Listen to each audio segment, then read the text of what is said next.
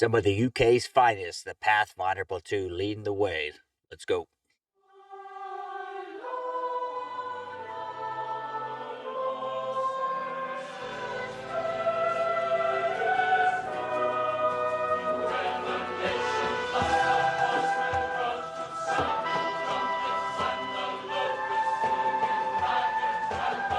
Boy, they sure make this ominous.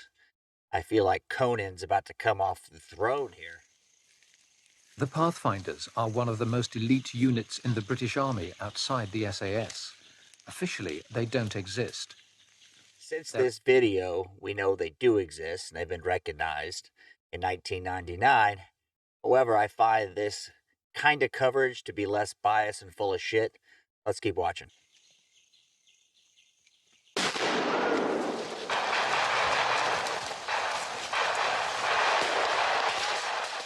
The Pathfinders are at the spearhead of a new force, the heart of Britain's defence strategy for the 21st century.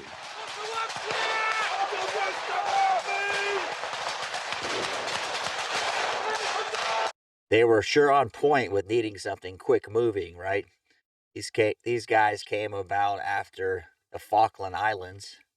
There's always been some sort of Pathfinder, right? Someone going in advance of the big airborne troops coming in. But putting a name on it and putting money towards it matters. Then these guys can get their skills honed more, because that's what this all boils down to, is how much can you hone these guys' skills? They want to do it. It's not like you don't have the men, but you got to put the money and time in so that when the big air assault comes, the big airborne troops get dropped in, at a minimum, you've eliminated as much hassle and death as possible.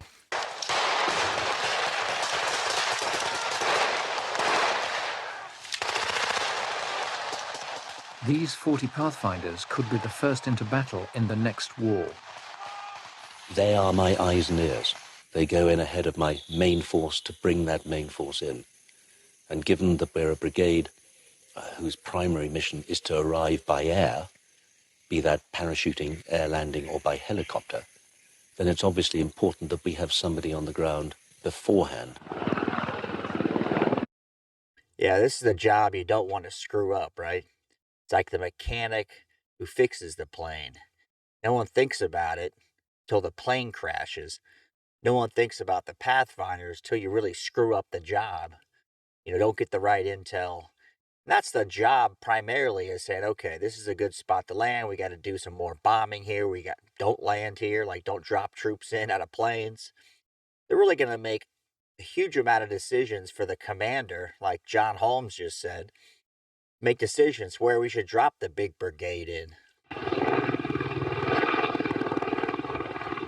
The Pathfinders are paratroopers and part of 5 Airborne Brigade. Their platoon has strong links with the SAS.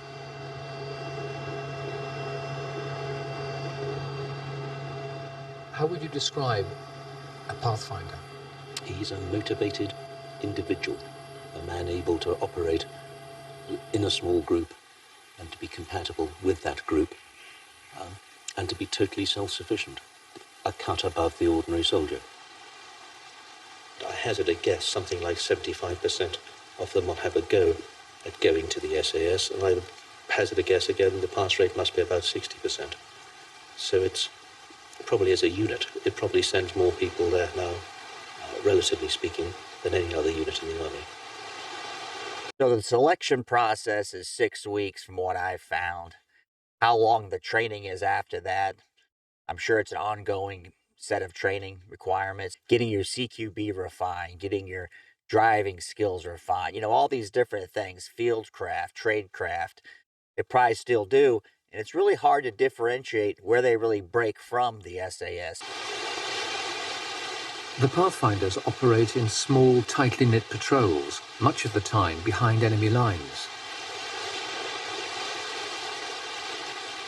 I'm lead scout, so I go first in order of march, trying to push through this crap and then, observing my arcs to the front. That's my main task. So if you were to encounter the enemy, you would be the first to encounter it, would you? Yeah, I'd probably get it first. Yeah, he's the one that's going to step on the tripwire, the IED first, right?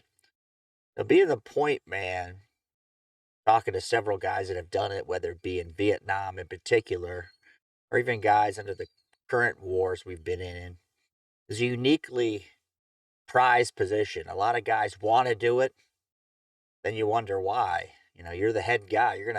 You screw up, everybody else gets jammed up, but hopefully you're good enough at it. And you got to be a skilled operator, skilled soldier to take on that role. I'm the most unpopular bloke, you see. Everybody's known by the first name. We all live together, drink together, socialise together. And when it comes to work, you've got to be informal to the extent is guys are your mates. They're not somebody you just work with. Yeah, I think the big difference is the size of these units, right? These aren't big units, Pathfinder Platoon. So we're not talking about you're in 1st Marine Division or you're with the whole company. And you're in a platoon size element. You're working with the guys all the time. I don't know how much transition there is in and out of it. But you've got guys coming to the duty station, leaving and going. I don't suspect probably as much because it would really affect the cohesiveness and their ability when you're operating with guys. They have to know the plays, right? Think of it as a sports team. I mean, like, you'll never do drill ever in Pathfinders, hopefully. You know, whereas in battalion you get to do it once in a while and you get, you know, pulled up for certain things and told off for certain things. But it's a bit more grown up in the Pathfinders, like, you know, you're expected to do the business. If you can, you get left alone, more or less. Yeah, so what he's saying is, you're a young guy, you're probably not pulling guard duty. You're probably not getting sent on some shit duty that you don't want to go on. And that's part of it when you get into something like this. They're putting extra money into you, they're expecting more. And that's where the selection comes in. I'm sure just to get to the selection process, you have to be ranked high amongst your peers. Otherwise, why are they going to waste the money? You can't be the shitbag of your current unit. As part of the new force, the Pathfinders can strike at a moment's notice in any part of the world, in any conflict, against any enemy, and they have to be capable of defending themselves. Even the most backward country can get its hands on some extremely effective weapons now. And so the days of deploying British soldiers in Land Rovers and soft-skinned vehicles and carrying an ordinary rifle are long gone. Boy, a lot of foreshadowing with this one, right? This is pre-9/11, pre-2003. That's what's great about these. See what they did. Looking back at history, this is a great idea. He's saying even the most backwards jackasses can create a problem for you. I'll let you fill in the blank.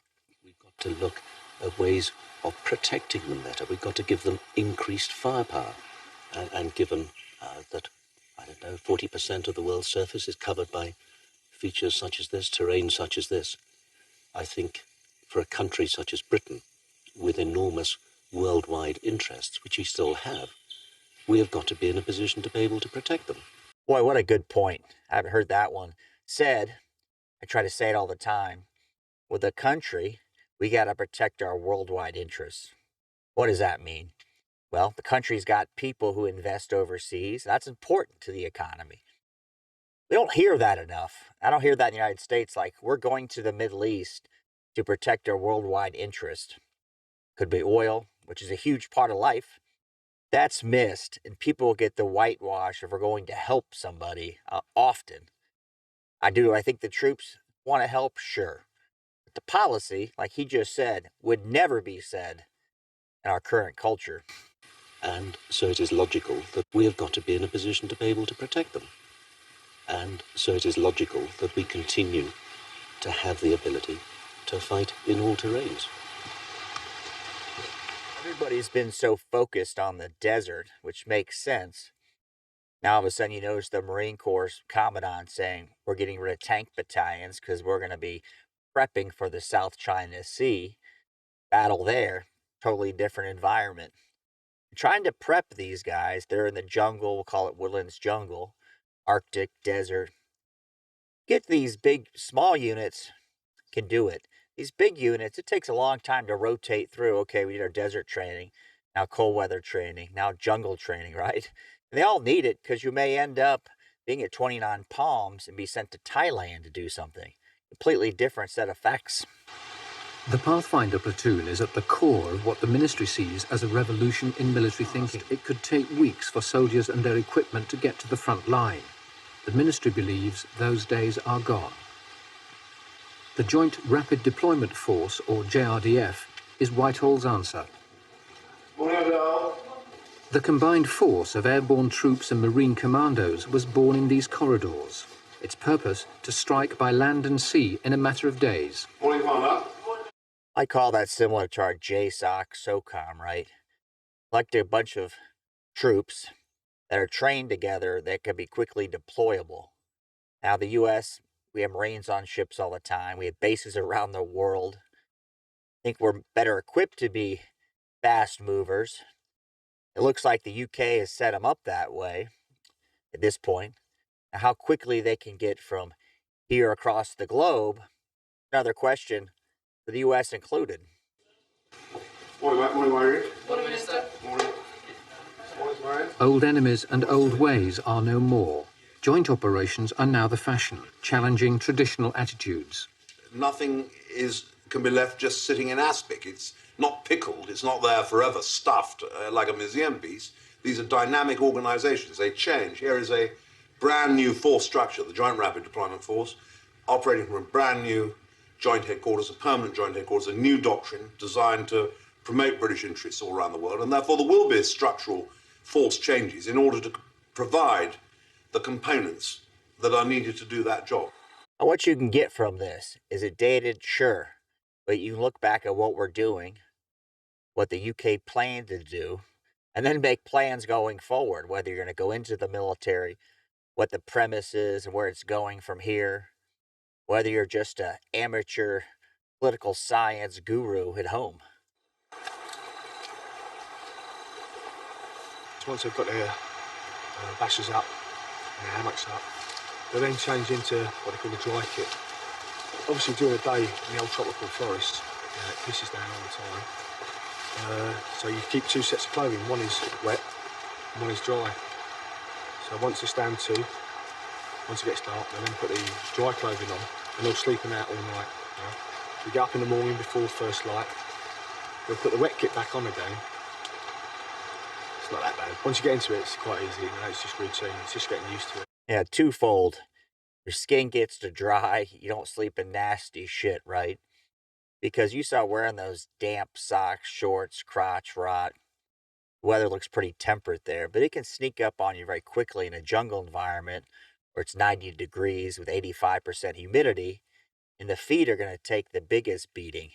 I don't know how long they're out on this mission, but I like the concept. Everybody does something very similar, right? At least you have some dry shit if you're going to sleep at night, unless you're just moving on and there is no sleeping or very little sleeping.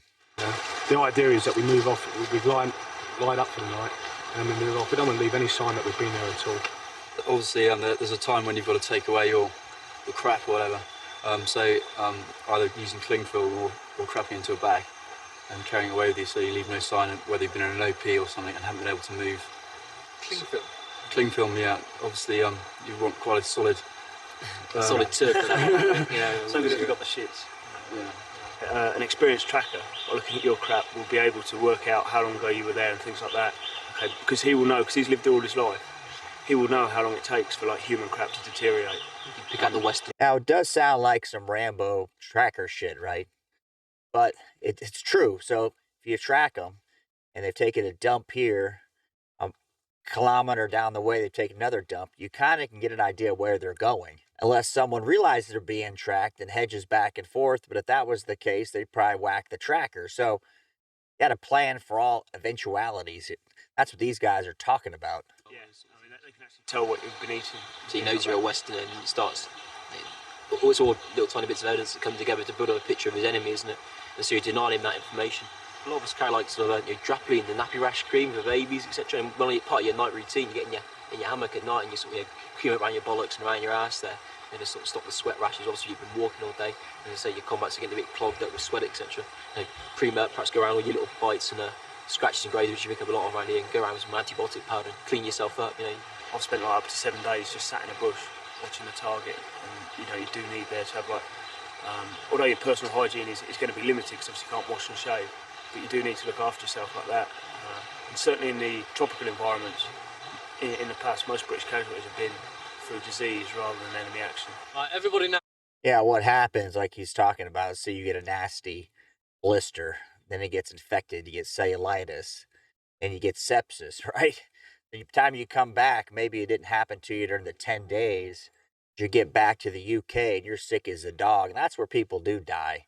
Usually some sort of blood infection that starts from simple as a blister if you don't take care of your feet. And then some people are just unlucky in that area. Feel the Adam's apple. We've got the little trench. So a tracheotomy is what he's talking about, right? If you've ever seen someone with a tracheotomy, they used to be metal. They were far base of your neck. Now they've got plastic ones you can just actually insert without a scalpel. It's kind of field medicine. I remember doing some of it, real basic stuff in the military or an infantry training. You kind of gaff it off. You don't pay attention. But if you ever have to use it, God forbid, you sure as hell want to know it, or someone's got to use it on you. Relationship with them. Yes, I do, in so much as they are brigade troops, so they come under my direct command. The OC of the platoon works directly for me, and that's necessary because one's got to strike up a much closer link with them because you are projecting them into potentially a far more dangerous situation than obviously you are with the main force. We discussed it the other night, didn't we? What we need is a rerun of the Paras 12 years on to see what they're actually doing now. Yeah, but we know what they're all doing nowadays. Most of them are doing about 6 to 10.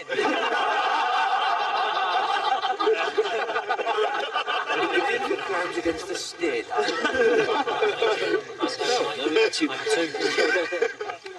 Major. How do you think the Pathfinders fit into the SF community in the UK? Are they cousins to the SAS is what I can see here? How do they compare to the Rangers in the United States? Seems like they're very comparable. If you want to see part 2 of this, let me know in the comments.